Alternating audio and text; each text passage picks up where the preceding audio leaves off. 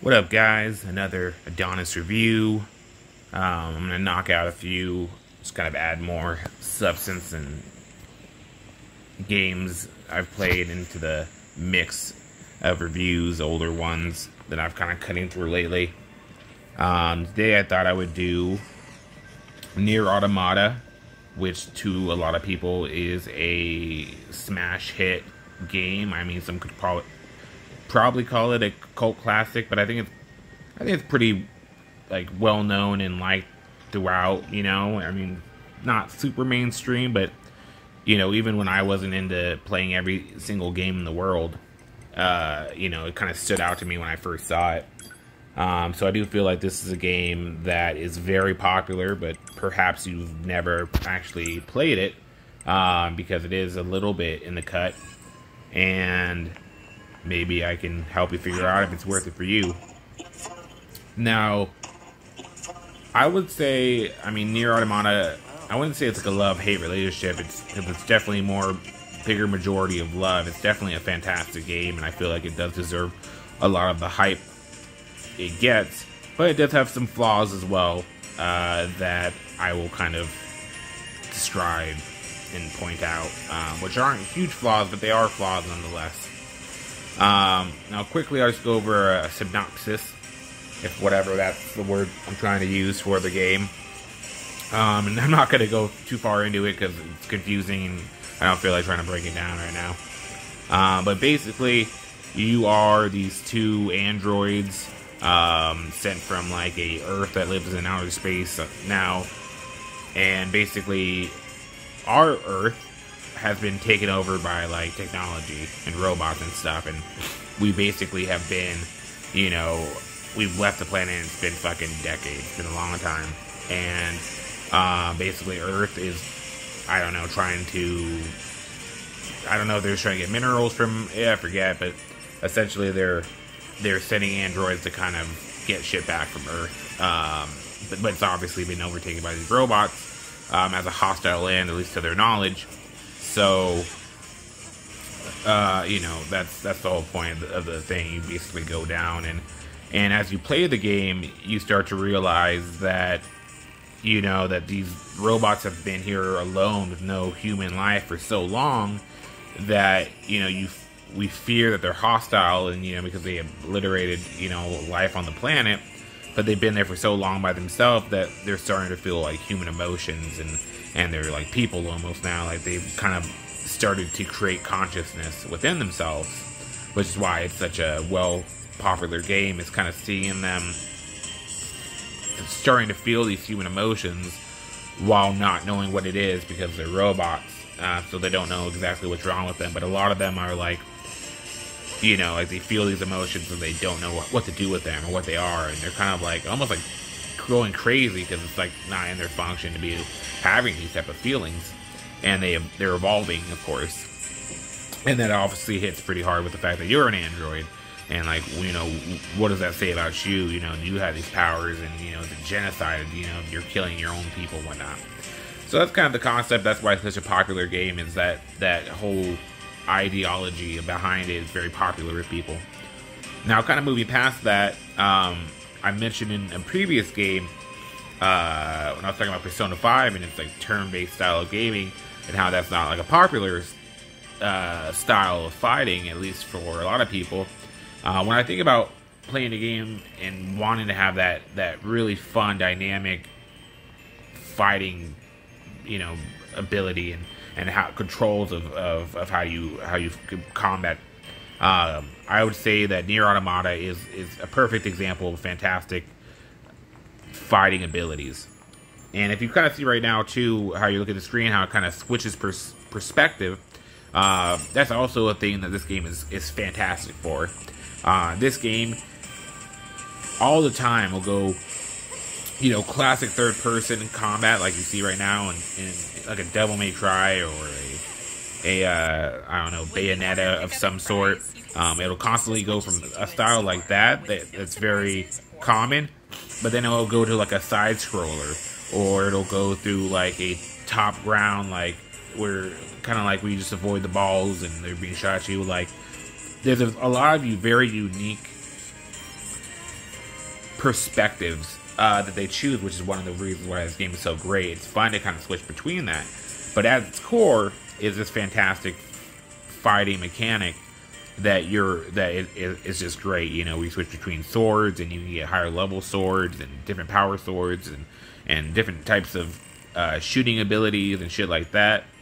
And you know, it makes it fun and dynamic, but not overly complicated. Definitely not overly complicated. Very simple to take, but it does have a high skill base where, you know, there's definitely times where you need to kind of really think about what you're doing, because, you know, you'll be trying to control shooting while cutting, while dodging, all at the same times, and it's almost in a weird direction where you can almost forget what you're doing and like stop shooting when you could be shooting, just because it's so hard to dodge and shoot and do all that at the same time and control all button holdings.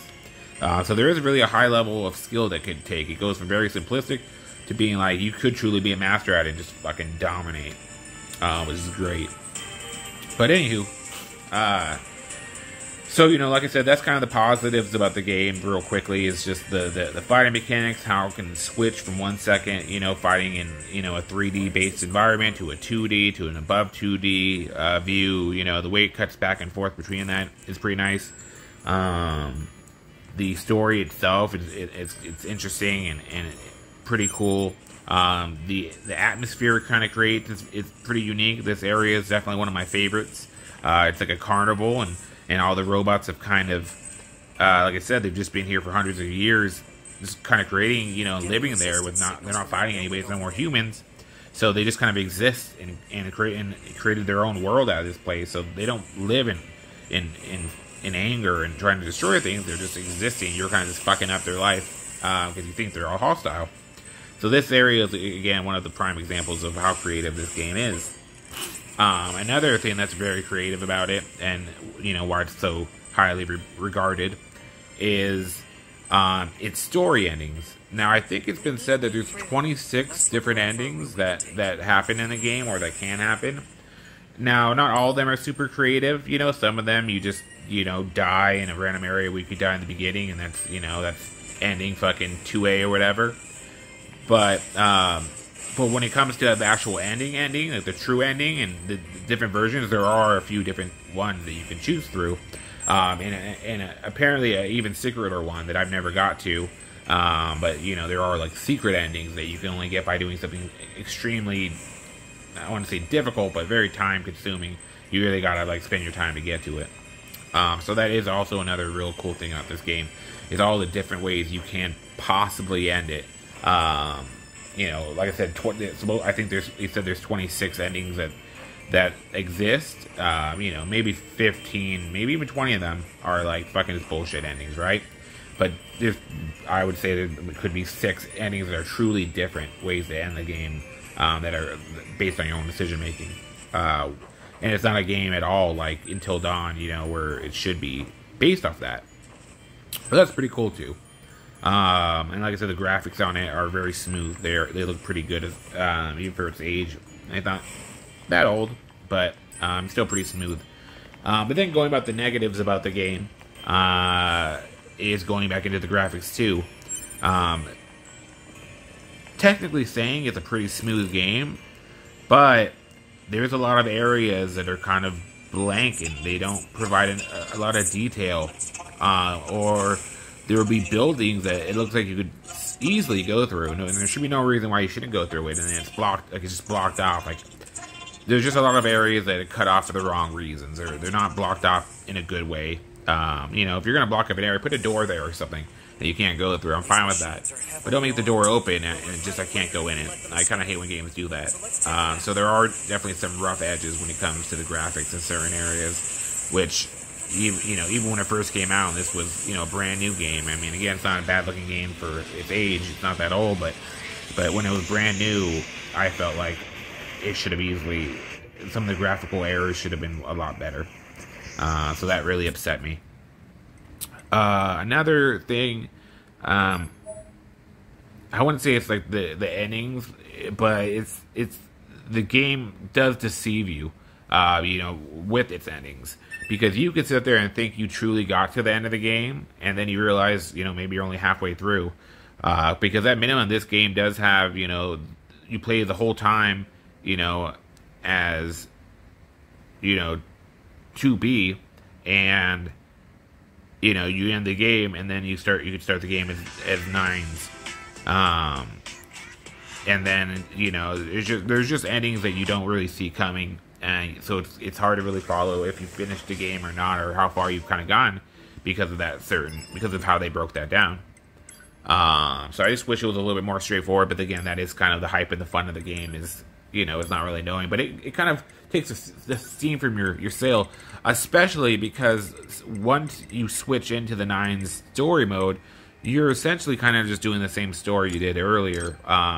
You know, there are, of course, differences, but you're definitely, you know, because it's basically just the same story, but you're not playing as 2B anymore, you're playing as 9's, so it's like you're starting from the same point too.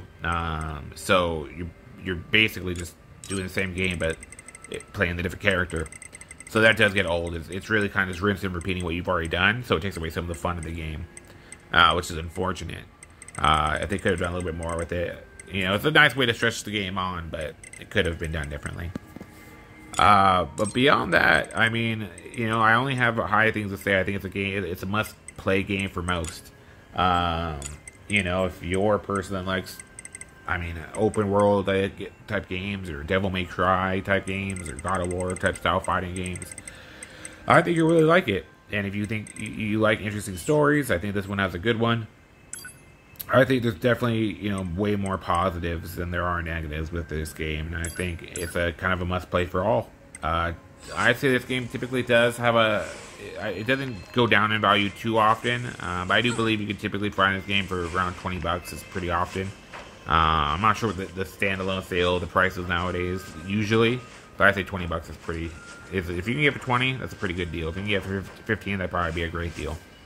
I think it'd be worth it at that price for a fact. You know, they say that the standard gameplay walkthrough, if you just play the story, is probably around 30 hours, and if you decide to go all the way through, try to find all these secret endings and shit, it could be anywhere from 60 to 70 hours. So $20 to play a great fighting mechanic, story mode based game, you know, and getting 30 to 60 hours from it, definitely worth it for $20, I think so. So I hope that helps you out. If you've been sitting there wondering if you should play it or what the hype is behind this game, I hope this kind of explains it for you. And, you know, I hope you get to play it. And if you do play it and you have been held back from playing it till you heard my review and I gave it a try and you like it, you know, I'd love to hear about it. Leave a comment. Thanks, guys. Later.